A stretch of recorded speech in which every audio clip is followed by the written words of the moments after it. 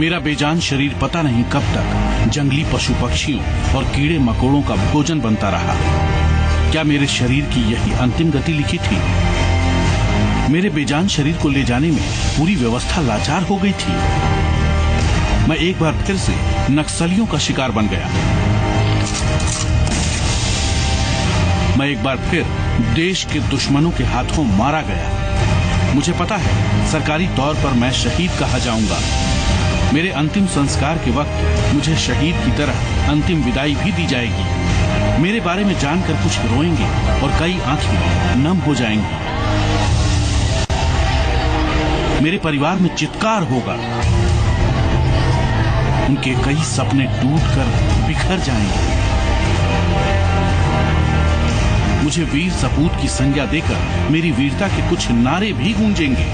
लेकिन सच कहता हूँ, मैं नक्सलियों से ज्यादा सिस्टम का शिकार हुआ हूँ। मुझे लाचार और कोमा में सांसें गिनती व्यवस्था ने मारा है।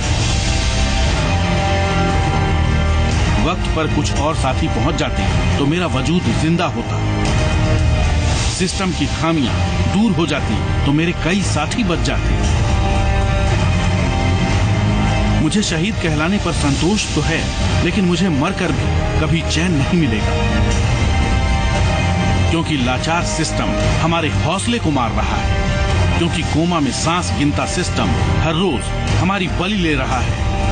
आखिर क्यों हम सिस्टम के शिकार होकर शहीद कहलाते हैं? ये कमजोर, बेबस और लाचार सिस्टम का सिलसिला कब तक? आखिर कब तक और क्यों? कोमा में सिस्टम क्यों?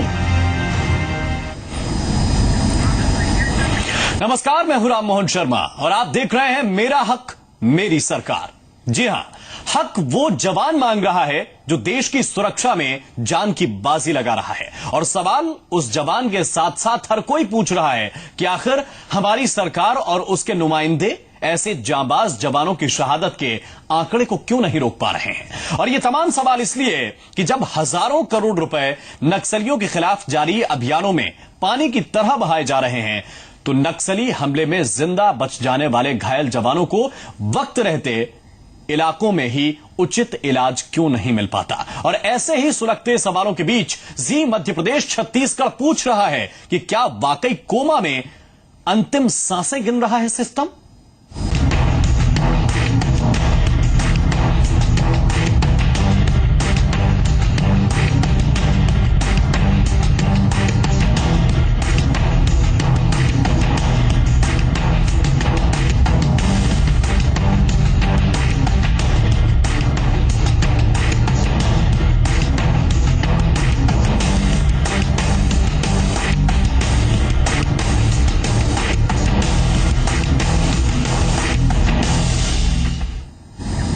और जरा समझने की कोशिश कीजिए कि इस बड़े नक्सली हमले के बाद कितने तरह की तस्वीरें उभर रही हैं। जवानों को बेस कैंप या स्थानीय अस्पताल में इलाज की सुविधा नदारद है। 26 घंटे तक जवानों के पार्थिव शरीर लावारिस हालत में जंगल में पड़े रहते हैं। और राजधानी रायपुर और बड़े शहरों में जो नक्सल ऑपरेशन से जुड़े बड़े अधिकारी हैं, उनके घरों को चमकाने के लिए लाखों रुपए खर्च किए जा रहे हैं। ये तस्वीरें हम आपको दिखा रहे हैं, जिसमें जवानों के बद से बदतर हालात की हर एक तस्वीर बेपर्दा हो रही है। जो जवान अपनी जान की बाजी लगा रहे हैं, उनके लिए सुविधाओं का घोर अभाव है। ये पहली तस्वीर आप देख रहे हैं। दूसरा, सरकारी अस्पतालों के हालात इस कदर बिगड़ चुके हैं कि घायल जवानों को अगर वक्त रहते इलाज मिल जाए तो कई जानें बचाई भी जा सकती हैं, लेकिन हर बार यह व्यवस्था नाकाम हो जाती है। और साथ ही हम ये भी बात कर रहे हैं कि एक तरफ बंगलों में बड़े बड़े अधिकारी रहते हैं, ऐशो आराम की तमाम सुविधाएं हैं, और नक्सल ऑपरेशन से जुड़ी योजनाएं वहीं से बनाई जाती हैं। अब सवाल यह है कि अगर सिस्टम कोमा में नहीं है तो सिस्टम का असर जमीन पर दिखाई क्यों नहीं देता? नक्सल ऑपरेशन के नाम पर केंद्र से लेकर राज्य सरकार तक करोड़ों की रकम मुहैया करवाई जाती है। सवाल यही कि वो जाती कहां है? और सबसे बड़ा सवाल तो यह कि क्या इन करोड़ों रुपयों का लाभ कोई उठा रहा है? सवाल यह कि क्या इस भारी भरकम रकम में भ्रष्ट तंत्र का कब्जा है? जी मध्य प्रदेश छत्तीसगढ़ इन्हीं सवालों का जवाब मांग रहा है। और जब ऊपर से लेकर नीचे तक एक सिस्टम के तहत, एक मुकम्मल व्यवस्था के तहत काम हो रहा है तो फिर करोड़ों रुपयों का क्या हो रहा है? क्योंकि सवाल अब जवानों की जुबानी भी बाहर आ रहे हैं, क्योंकि सवाल अब सिस्टम के पूरी तरह ठप पड़ जाने पर उठ रहे हैं। क्योंकि तमाम नक्सली घटनाओं के बाद एक जैसे बयानों और बैठकों का दौर का जो अंतहीन सिलसिला है वो नहीं थम रहा है, लेकिन किसी तरह का कोई नतीजा उससे बाहर निकलकर नहीं आ रहा। नक्सली हर बार सुरक्षा बलों को निशाना बनाने में कामयाब हो जाते हैं और सिस्टम सवाल और जवाब में उलझकर रणनीतियों के आसरे अपनी कामयाबी की तस्वीरें बनाता रहता है। ये 3 तस्वीरें इस वक्त हम आपको दिखा रहे हैं। एक तरफ अस्पताल बदहाल है, 26 घंटे तक वो लावारिस शव, पार्थिव शरीर जवानों के, शहीदों के वो घटना स्थल पर ही पड़े रहते हैं। दूसरी तरफ आप देख रहे हैं कि अफसर मौज में हैं, बंगले चमचमा रहे हैं और सिर्फ कुछ हाई लेवल मीटिंग करने के बाद एक बार फिर से यह सिलसिला थम जाएगा।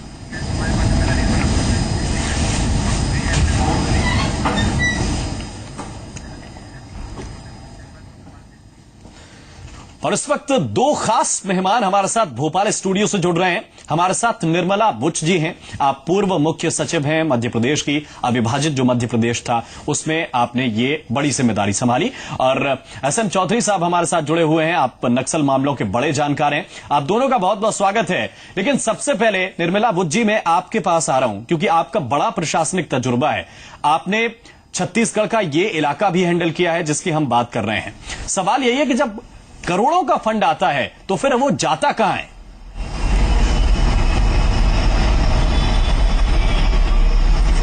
देखिए, ऐसा है, फंड होना पर्याप्त नहीं है। आवश्यकता इस बात की है कि उस फंड को आप किस प्रकार उपयोग करें और उसको केंद्रित करें इस लड़ाई को जीतने के लिए। जो ये घटनाएं हो रही हैं, एक प्रकार की एक लड़ाई है और उस लड़ाई को आपको सब्र सीखना चाहिए, इस तरह से करना चाहिए कि आप जीतें। और जो लड़ाई लड़ रहा है सामने से, चाहे वो किसी भी नाम से हो, चाहे नक्सलाइट के नाम से किसी को, उनके विरुद्ध आपकी कार्रवाई ऐसी होना चाहिए कि आपके जो जवान हैं, आपके जो लोग हैं, उनकी पूरी सुरक्षा हो और बहादुरी से वो अपना काम करके जिंदा रहे, ना कि मृत हो। और छत्तीसगढ़ में और जगह जो नक्सलाइट प्रॉब्लम की बात हो रही है, इसीलिए कि हमें उसको पूरी लड़ाई को पूरी तरह से लड़ना है और साधन उसमें सीधे जाना चाहिए। और साधन सरकार के पास हैं, सरकार साधन देती है, उसका ठीक प्रकार से उपयोग करना चाहिए। हर बार प्रॉब्लम क्यों आती है जी? हम अगर हमारे 60 जवान होते तो दूसरी तरफ से वो 100 लोग लाते हैं। आप 25 होते तो 50। तो आप एंटिसिपेट कीजिए ना कि वो तो 200 भी लाएंगे और देखिए कि आप ऊंचाई पे हो, आप नीचे ना हो। तो ये सब अगर देखेंगे, हमारे पास अच्छे अफसर भी हैं, हमारे पास साधन भी है, उनको ठीक से उपयोग करें, इस समस्या को समाधान किया जा सकता है। नहीं, लेकिन सवाल यही है कि हम हर बार इस तरीके की घटनाओं के बाद इसी पर मंथन करते हैं कि हमारे जो साधन है हम उनका उपयोग करेंगे, लेकिन उपयोग वो जमीन पर नजर नहीं आ रहा है। और हर 6 महीने के बाद हम ऐसी बड़ी वारदात के बारे में चर्चा करते हैं।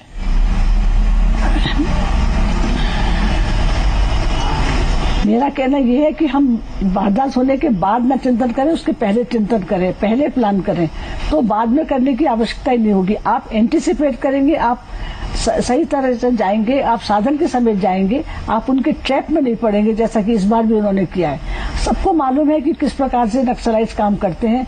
आपको गलत जानकारी पहुंचती है, आप उनको मालूम है कि आप किस प्रकार से रिस्पॉन्ड करेंगे, फिर आपको वो ट्रैप करते हैं। ट्रैप में नहीं पड़ना चाहिए। तो ये कठिन नहीं है, लेकिन मुझे बड़ा अफसोस होता है ये देख करके कि इतने साल बाद भी हम इस समस्या को समाधान नहीं कर पाए, जबकि हमारे पास साधन है, सामर्थ्य है और इच्छा शक्ति भी होना चाहिए। साधन है, सामर्थ्य है, खूब पैसा है, लेकिन इच्छा शक्ति है भी। जवानों को किसी तरीके से उनकी शहादत को, उनकी बहादुरी को झुटलाया नहीं जा सकता। लेकिन हमारे साथ एक और खास मेहमान इस वक्त जुड़ गए हैं। बीकेएस रे साहब हमारे साथ जुड़े हुए हैं। पूर्व गृह सचिव हैं आप छत्तीसगढ़ के। रे साहब, बहुत बहुत स्वागत है आपका भी। और मैं आपसे यही समझना चाहता हूं, जैसा कि निर्मला बुच जी कह रही हैं कि हमारे पास एक पूरी तरीके से पैसा है, फंड है, सब कुछ है, लेकिन फिर भी इस तरीके के जो घटनाएं हैं वो क्यों नहीं रुक रही हैं? ये जो पैसा है वो बीच में कहीं जा रहा है क्या? देखिए, मैं छत्तीसगढ़ में अपर मुख्य सचिव के पद पर कार्य किया हूँ जी, और गृह विभाग का कार्य को बहुत नजदीक से देखा है। और मेरे टाइम में काफी एंटी नक्सलाइट ऑपरेशन हुए हैं, परंतु मुझे ऐसा लगता है कि जिस इच्छा शक्ति के साथ छत्तीसगढ़ सरकार को काम करना चाहिए, कहीं ना कहीं उस इच्छा शक्ति में निश्चित रूप से कमी है।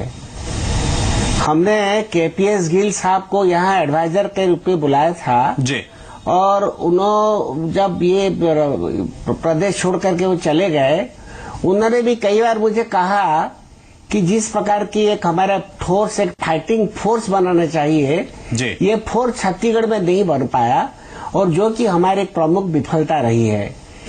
देखिए, आंध्र में उन्होंने ग्रे हाउंड बनाया जी, और ग्रे हाउंड जो है उन्होंने नक्सलाइट को खदेड़ने में सफल हुआ जी, पर ये चीज छत्तीसगढ़ में देखने नहीं मिला है।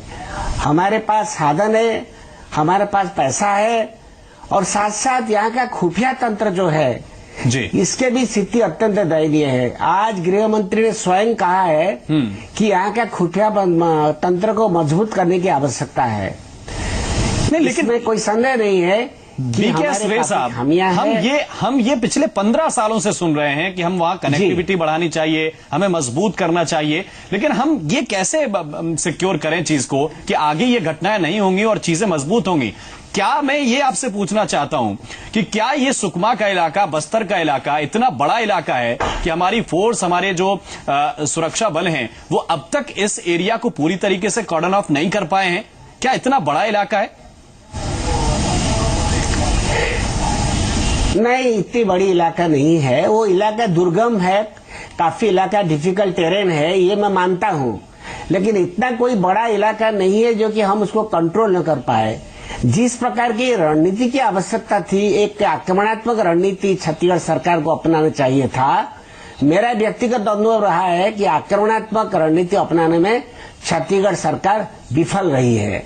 ये हमारी एक विफलता है। यदि हम शुरू से इस चीज को ध्यान देते, साधन है, पैसा है, हमारे पास एम्यूनिशन है, सब होने के बावजूद भी हम कोई जवाबी कार्रवाई करने में समर्थ नहीं रहे हैं। ये में मुझे लगता है कि हमारे राजनीतिक इच्छा शक्ति में और अधिक वृद्धि होने की जरूरत है। राजनीतिक इच्छा शक्ति की और मजबूती की जरूरत है। और जब बात सरकार पर आती है तो एक महत्वपूर्ण सवाल मैं एसएम चौधरी साहब आपके पास लेकर आ रहा हूं, वो इसलिए क्योंकि जो जवान शहीद हुए उन तक 25 घंटे के बाद बैकअप पहुंचा है। उनमें से कितने छटपटा रहे थे, कितने तड़प रहे थे, ये किसी को जानकारी नहीं है। यानी 25 घंटे के बाद बैकअप अगर जवानों के पास पहुंच रहा है तो ये कितना बड़ा फेल्योर है। देखिए, इस प्रॉब्लम को आपको दोनों रूप से समझना पड़ेगा। एक तो इस प्रॉब्लम को आपको मानना पड़ेगा कि इनिशियली या प्रारंभ से या लॉ एंड ऑर्डर का प्रॉब्लम नहीं था, या सोशियो इकोनॉमिक प्रॉब्लम से नक्सलिज्म की उत्पत्ति हुई थी। कालांतर में यह लॉ एंड ऑर्डर का प्रॉब्लम बन गया। तो दोनों को समान तौर पर आपको एडजस्ट करना पड़ेगा। अगर आप चाहते हैं कि वहां से नक्सलिज्म समाप्त हो, तो जो फैक्टर्स एंड कंडीशंस हैं जिसके कारण नक्सलिज्म वहां पर जन्म लिया है या फैल रहा है या मजबूती आई है, वह सोशियो इकोनॉमिक है, उसके ऊपर आपको आक्रमण करना पड़ेगा। परंतु दुर्भाग्यवश क्या है कि बहुत सारे ग्रामीण विकास की परियोजनाएं चलती है, लेकिन तृणमूल स्तर पर, जमीन स्तर पर उसका इंप्लीमेंटेशन नहीं हो पा रहा है। भयंकर भ्रष्टाचार है, भयंकर मतलब आप समझिए पॉलिटिकल विल की कमी है। तो यह एक सबसे इंपॉर्टेंट चीज है। दूसरा प्रॉब्लम जो आपने कहा, तो इनसेंसिटिविटी, मतलब सिर्फ छत्तीसगढ़ गवर्नमेंट में नहीं, इस तरह के इश्यूज पर बहुत सारे राज्य सरकारों में आप देखेंगे कि इनसेंसिटिविटी है। बताइए क्या एक्सप्लेनेशन दे सकती है वहां की गवर्नमेंट कि 24 घंटे 26 घंटे तक उसी के राज्य में, कोई अमेरिका इंग्लैंड में नहीं पड़ा हुआ था, उसी के राज्य में जो 100-200 किलोमीटर पर था, वहां डेड बॉडी पड़ा रहा, वहां पर हमारे 12-13 किलोमीटर। तो हम क्या मतलब मैसेज दे रहे हैं समाज को?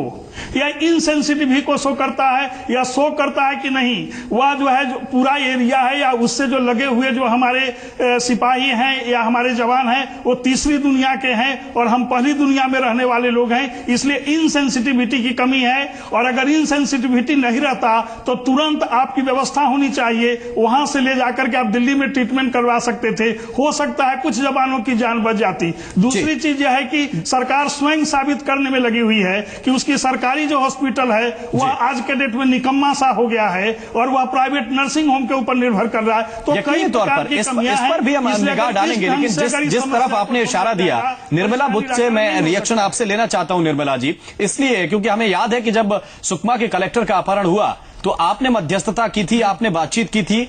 आपसे मैं ये जानना चाहता हूं कि उस दरमियान काफी दिनों से बीत गए हैं, उस दरमियान आपने किस तरीके के सुझाव दिए थे सरकार को? जी देखिए मेरा काम सुझाव देने का नहीं था, वो तो बहुत से लोग सुझाव देते हैं। मेरा रोल बड़ा स्पष्ट था कि जिस तरह से उन्होंने कलेक्टर सुकमा को अगवा करके ले गए थे, उनको हमें उनके साथ नेगोशिएट करके हमने कलेक्टर को वापस बुलाना था। हमने बड़ा फर्म स्टैंड लिया। ये कोई बात नहीं थी कि उनका कहना था कि हमारे इतने लोग छोड़िए वो छोड़िए। हमारा कहना बड़ा स्पष्ट था कि सरकार को सरकार की तरह काम करना चाहिए। सरकार बड़ी स्पष्ट रूप से काम करिए। हमने कहा कि ये आपको सरकार कानून के अंदर काम करती है, आप भी कानून के अंदर ही आपकी बात हम सुनेंगे। जो लोगों की जो कठिनाइयां हैं उनको भी हम सुनेंगे। उनका कहना था जेल में लोग बंद है, हमने कमेटी बनाई, उस कमेटी को मैंने हेड किया। लेकिन हमने कहा आपको भी कानून के अंदर काम करना पड़ेगा, हम आपके लोगों को इस तरह से नहीं छोड़ेंगे। अगर उनके खिलाफ केसेस हैं तो कोर्ट उसमें तय करेगी, कोर्ट में जल्दी होगी। तो हमने देखिए, आपको याद होगा कि कई बार इस प्रकार के प्रकरणों में कई लोग सरकार छोड़ती है कि उनका एक आदमी को छुड़ाने के लिए आप 10 लोगों को छोड़ते हैं जिनके खिलाफ केसेस हैं। हमने किसी एक भी व्यक्ति को नहीं छोड़ा। हमने कहा नहीं, ये सौदेबाजी नहीं होगी। जो कठिनाई है उनको सुनेंगे, जो जेल में लोग हैं उनके केसेस को हम एक्सप्लेन कराएंगे, लेकिन सौदेबाजी नहीं होगी। और हमने आई थिंक, जहां तक मुझे याद है, देश में पहली बार ऐसा हुआ कि नक्सलाइट के साथ जो नेगोशिएशन हुआ उसमें हमने बिना किसी ऐसे लोगों को छोड़ने के जो कि जेल में बंद जिनके खिलाफ केसेस हैं, हमने कलेक्टर को छुड़वाया। उनका कहना था कि शायद कलेक्टर को सरकार नहीं वापस लेना चाहती। हमने कहा नहीं लेंगे, लेकिन आप देखिए कितने दिन आप रख सकते हैं कलेक्टर को। सरकार इतनी निपुणी नहीं है। सरकार के पास और इसी तरीके के जो सख्त कदम है उन्हें उठाए जाने की जरूरत है। हम अभी कह रहे हैं, निर्मला जी आप हमारे साथ रहिए, SM चौधरी साहब हमारे साथ हैं और हमारे साथ BK एस्प्रे साहब भी बने हुए हैं। लेकिन जो महत्वपूर्ण सवाल उठाया जा रहा है वो भ्रष्टाचार का, कि नीचे तक पैसा नहीं पहुंचता। वो क्यों नहीं पहुंचता, और क्या जो बड़ा बजट आता है उससे कम से कम जवानों की मूलभूत सुविधाएं पूरी नहीं की जा सकती? क्या चिकित्सा तंत्र को मजबूत नहीं किया जा सकता? इन सभी बड़े सवालों पर हम बने हुए हैं। एक बहुत छोटे से ब्रेक के बाद तुरंत हाजिर होते हैं।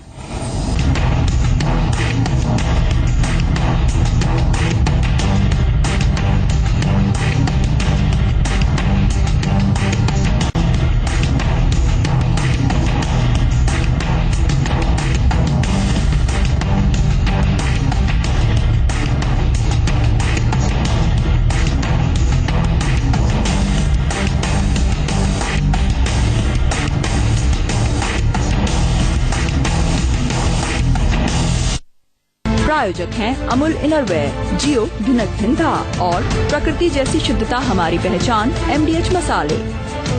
सामाजिक सेवा के उत्कृष्ट मापदंड स्थापित करता लायंस क्लब सेवा और समर्पण की भावना के साथ दुखीजन की सेवा हेतु तत्पर लायंस क्लब।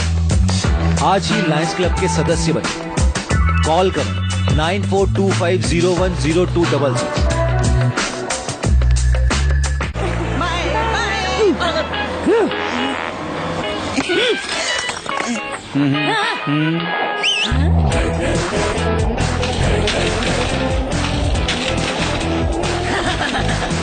जलने वाला जलता रहे, इंडिगो फ्लोर पेंट चलता रहे।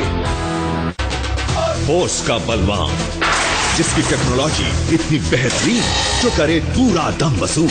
एक भी HP न जाए फिजूल, ज्यादा उगाए, ज्यादा कमाए, ज्यादा बचाए। बोस का बलवान, पूरा दम वसूल। सबके रखते बरोबर ध्यान, अब्बड़ मया रुख हमर सियान। चलो संगी चलो मितान, चौपाल में लगे है लोक सुराज अभियान। हमन तुम्हार गांव घर में आबो, सुख दुख लगोठियाबो। 13 अप्रैल ले 12 मई तक प्रदेश व्यापी लोक सुराज अभियान में स्वयं मुख्यमंत्री डॉक्टर रमन सिंह प्रदेश के कोनो भी गांव, कोनो भी सरकारी ऑफिस में अचानक पहुंची। आम जनता संग मिल बैठ के सुख दुख गोठिया ही। जनता ले मिले सुझाव और समीक्षा ले काम काज में तेजी आही। अधिकारी और जनप्रतिनिधि संग बैठक करके सुराज के अंजोर आखिरी छोर तक पहुँचाए बर बढ़े कदम ले। जन जन में पक्का हो ही लोक सुराज के विश्वास। सबके साथ सबके विकास। फ्रूटी प्रेजेंट्स रिपोर्टर्स, कल से सोमवार से गुरुवार रात 9 बजे सिर्फ सोनी पर। प्रिय बहनों और भाइयों नमस्कार। हमारे बच्चे स्वस्थ रहें और प्राण घातक बीमारियों से बचें, इसलिए विशेष टीकाकरण अभियान इंद्रधनुष प्रारंभ किया है। 7 अप्रैल से 14 अप्रैल तक और उसके बाद प्रत्येक माह की 7 तारीख से लेकर 14 तारीख तक 4 माह तक मध्य प्रदेश सरकार टीकाकरण का विशेष अभियान चला रही है। 2 वर्ष तक के बच्चों को और गर्भवती माताओं को ये टीका जरूर लगवाएं। आपके गांव, गली, मोहल्ले, टोले, मजरे, फालिया में कोई भी बच्चा ऐसा ना हो कि जिसको टीका ना लगे। आइए इस अभियान में सक्रिय रूप से भाग लें ताकि हम बच्चों की जिंदगी बचा सकें और वो स्वस्थ और प्रसन्न रह सकें। धन्यवाद। अपने प्रदेश अपने गढ़ की बात हो तो सबकी जुबान पर सिर्फ जी मध्य प्रदेश छत्तीसगढ़। लगातार मध्य प्रदेश और छत्तीसगढ़ का नंबर 1 न्यूज चैनल जी मध्य प्रदेश छत्तीसगढ़। अपना प्रदेश अपना देश। प्लान्स तो बहुत हैं, but how do I succeed? MBA तो कर लिया, अब जॉब का क्या? मैं कुछ बनना चाहती हूँ, बट उसका रास्ता क्या है? आज की युवा पीढ़ी में बहुत कंफ्यूजन है। आपके मन में लगता है कि आपके प्रश्नों के जवाब देने वाला कोई नहीं, तो आइए मेरे साथ मेरे शो में मैं आपको रास्ता दिखाऊंगा। डॉक्टर सुभाष चंद्र शो शनिवार शाम 5 बजे और रविवार सुबह 9 बजे।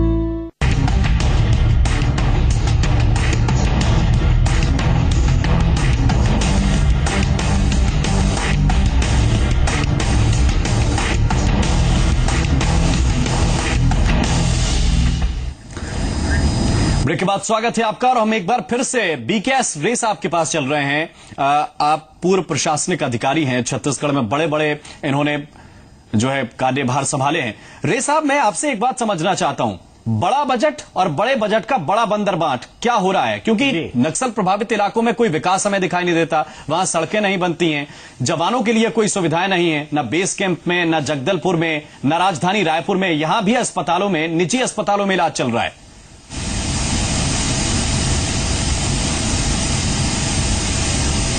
कि बजट में कोई कमी नहीं है। मेरा खुद का अनुभव रहा है कि जो पैसा हमने केंद्र सरकार से मांगा था वो पैसा हमें हमेशा मिलता रहा। नहीं, लेकिन सवाल यही मैं आपसे जानना चाहता हूं कि वो गया कहां? परंतु योजनाओं का मुझे ऐसा लगता है कि जिस प्रकार योजनाओं का क्रियान्वयन होना था वो नहीं हुआ और कहीं ना कहीं इसमें भ्रष्टाचार का भी संभावना को इनकार नहीं किया जा सकता। भ्रष्टाचार की संभावनाओं से इसमें इनकार नहीं किया जा सकता। एक बार फिर से चौधरी साहब, मैं आपको इसमें इन्वॉल्व करना चाहता हूं। सवाल यही है कि बेस कैंप से लेकर राजधानी रायपुर तक हम एक ऐसा अस्पताल नहीं बना सके, और बात हम जवानों की सुरक्षा की करते हैं, उनकी चिकित्सकीय सुविधाओं की करते हैं। ये अस्पताल नहीं है, लेकिन बजट आ रहा है, लगातार आ रहा है, विकास वहां हो नहीं रहा है, तो जा कहां रहा है? क्या इसके संदर्भ में कोई जवाब देने को तैयार होगा? नहीं, देखिए, इस टॉपिक पर एक तो नेशनल फिनोमिना है। मैं तो सीधा सीधी आपको कह रहा हूं कि नंबर 1 सबसे रूट में अगर आप जाएंगे तो आप करप्शन को पाएंगे, और करप्शन का लोकव्यापीकरण हुआ है पिछले 15-20 वर्षों के अंतर्गत। और दूसरी चीज क्या है, भूमंडलीकरण का जमाना है। भूमंडलीकरण गरीबों के प्रति शासन तंत्र को इनसेंसिटिव बनाता है। ये पूरे विश्व में अनेकों स्टडी हुए हैं, वह इसको साबित करते हैं। तो ऐसी परिस्थिति में अगर उस एरिया में वीआईपी लोग नहीं रहते, हजारों लाखों की संख्या में अगर वीआईपी उस एरिया में रहते जिनकी परचेजिंग पावर होती, तो वहां पर एक से एक 5 स्टार हॉस्पिटल का निर्माण होता। वहां तो गरीबों का, आम जनता का, आदिवासियों का, देखिए 237 विलेजेज हैं प्रोटेक्टेड एरिया के अंतर्गत, जहां पर मैंने सर्वे किया था। आज भी जाकर के देखे, एक भी परिवार एबव द पॉवर्टी लाइन नहीं है, जबकि आंकड़े देखेंगे तो सैकड़ों करोड़ रुपए जो है इसके विकास के नाम पर खर्च हो गए हैं। तो ये सब सारी स्थिति है, गवर्नमेंट को सेंसिटिव होना पड़ेगा। अगर गवर्नमेंट चाहती है कि समस्या का निराकरण हो, तो गवर्नमेंट, सोसाइटी, नक्सलाइट के जो स्पोक्स पर्सन है उनको, मीडिया को, सारों को एक साथ बैठ करके इस पर चिंतन मनन करके, और यह विश्वास होना चाहिए सबको कि राज्य जो प्रॉमिस करता है वह करे। कई बार मेरे पास अनेकों एग्जाम्पल हैं जो राज्य प्रॉमिस करती है परंतु पीछे हट जाती है राज्य। निर्मला बुद्ध जी, एक बहुत सीधा सवाल है, क्या हमारी जो पॉलिटिकल बिरादरी है वो इस समस्या को बनाए रखना चाहती है, क्योंकि इसमें करप्शन का स्कोप है, बड़ा स्कोप है? और दूसरी बात मैं आपसे ये भी समझना चाहता हूं कि क्या अधूरी तैयारी के साथ जवानों को वहां पर भेज देना, सीधा उन्हें मौत के मुंह में भेजना नहीं है?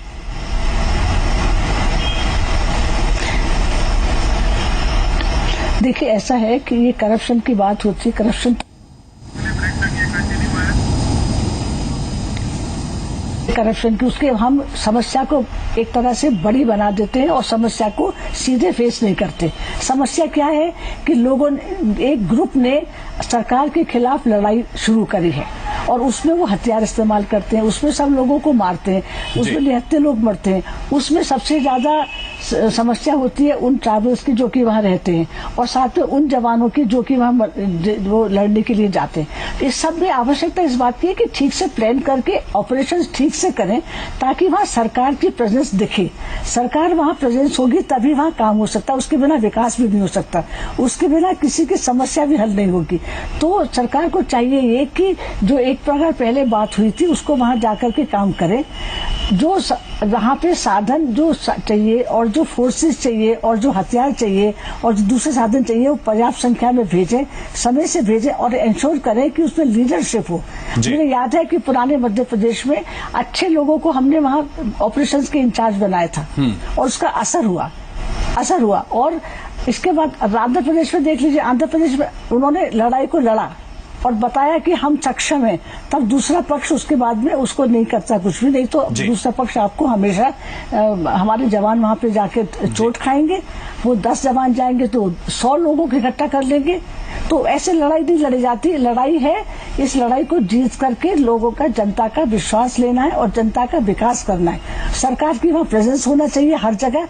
मेरा ख्याल है कि नक्सलाइट एरिया में सरकार के काम करने की प्रेजेंस बहुत कम है, लोग डरते हैं वहां जाने में, तो कैसे वहां पे काम होगा। हम बात करते सड़क वो नक्सलाइट बनाने नहीं देते, आप बनाने देते तो कहते नहीं सड़कें नहीं बनाओगे, आप बिल्डिंग नहीं बनाओगे। ऐसे सरकार थोड़ी चलती। सरकार को तो करना चाहिए कि अगर बनाना है तो 10 की जगह 100 आदमी इकट्ठा करे, साधन इकट्ठा करे, ये हथियार इकट्ठा करे और कवर करें, तब सरकार की प्रेजेंस दिखेगी, तब नक्सलाइट समझेंगे कि सरकार वाकई में ये समस्या को हल करना चाहती है। और सरकार को चाहिए केंद्र और राज्य सरकार को मिलकर के उसी प्रकार से काम करें जिस प्रकार के आंध्र प्रदेश ने लंबी लड़ाई के बाद सीखा है कि यकीनी तौर पर अगर जहां 10 जवानों की जरूरत है वहां 20 खड़े करेंगे तो निश्चित रूप से नक्सली डरेंगे। लेकिन अगर हमारे पास 10 जवान है और 100 नक्सली उन्हें घेरेंगे तो मनोबल कहीं ना कहीं टूटेगा। ये बहुत महत्वपूर्ण बात निर्मला बुद्ध जी हमारे साथ कर रही हैं। हमारे पास एक बड़ी खबर इस वक्त आ रही है, हम चर्चा को लगातार जारी रखेंगे। सुकमा में शहीद हुए 7 जवानों के शव को जगदलपुर ले आया गया है और सभी जवानों का डिमरापाल मेडिकल कॉलेज में इस वक्त पोस्टमार्टम किया जा रहा है। ये बड़ी खबर इस वक्त हम आपको दे रहे हैं। पोस्टमार्टम के बाद जवानों का पार्थिव शरीर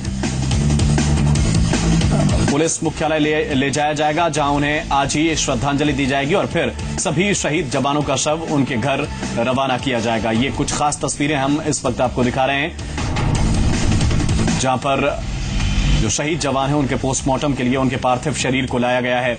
ये 7 जवान जो एसटीएफ के जवान हैं और नक्सलियों से मुठभेड़ में शहीद हुए हैं। पोस्टमार्टम के बाद पुलिस लाइन इन्हें लाया जाएगा और जी मीडिया संवाददाता कन्हैया शुक्ला इस पर ज्यादा जानकारी दे रहे हैं। सुकमा के दोरनापाल इलाके में नक्सली की बड़ी वारदात के बाद 7 जवान शहीद हो गए थे, जिनके पार्थिव शरीर को 36 घंटे बाद जगदलपुर के मेडिकल कॉलेज में लाया गया, जहां पर इनका पोस्टमार्टम किया जाएगा, जिसके बाद इन जवानों को एक भावविहीन श्रद्धांजलि अर्पित की जाएगी। और जिस तरीके से इन बहादुर जवानों ने उस इलाके में नक्सलियों से मुठभेड़ में शहीद हुए, इसके बाद जिस तरीके से बहुत ही मुश्किलों के बाद इनके पार्थिव शरीर को वहाँ से निकाला जा सका है। 24 घंटे बाद वहाँ के फोर्स ने इनके शरीर को निकाला था और यहाँ तक पहुँचने में लगभग इनको 30 से 35 घंटे हो गए हैं। और इन बहादुर जवानों को हर तरफ से सलामी मिली है, सभी की आंखें इस समय नम हैं इन पार्थिव शरीर को ले जाते वक्त। जिस तरीके से जवानों ने बहादुरी के साथ नक्सलियों का मुठभेड़ में सामना किया और शहीद हो गए, उनको फिर आखिरी सलामी दी जाएगी। कैमरामैन अभिषेक पाटस्कर के साथ कन्हैया शुक्ला, जी मीडिया, जगदलपुर। तो जगदलपुर से कन्हैया शुक्ला हमें अपडेट कर रहे थे। हम एक बार फिर से BKS रे साहब आपके पास आ रहे हैं। आपका चूंकि गृह विभाग का बड़ा तजुर्बा है, जो बात इस वक्त निर्मला बुद्ध जी कर रही हैं वो बहुत महत्वपूर्ण है कि आप 50 जवानों के सामने अगर 100 नक्सली आएंगे तो जाहिर सी बात है नुकसान हमें होगा। क्या अधूरी तैयारी के साथ वहां पर जवानों को छोड़ना, ऐसे कैंप में जवानों को छोड़ देना जो कैंप ही सुरक्षित नहीं है, फिर आप गश्त के लिए, सर्चिंग के लिए आगे जाएंगे तो आपको नुकसान उठाना पड़ेगा, क्या ये स्ट्रेटेजिक फेल्योर है? निश्चित रूप से मैं मैडम बुश के जो कमेंट से पूरे सहमत हूँ कि हमें पर्याप्त मात्रा में वहाँ फोर्स भेजना चाहिए अधूरे तैयारी के साथ यदि फोर्स भेजा जाता है, वो फोर्स फिर वो नक्सली हिंसा का शिकार हो जाता है। बिल्कुल, लेकिन सवाल यही है, हमारा जो तैयारी है बिल्कुल मजबूत तैयारी होना चाहिए। जी, लेकिन हम इसी सवाल को फिर से दोहरा रहे हैं, तैयारी होना चाहिए, तैयारी मजबूत होनी चाहिए।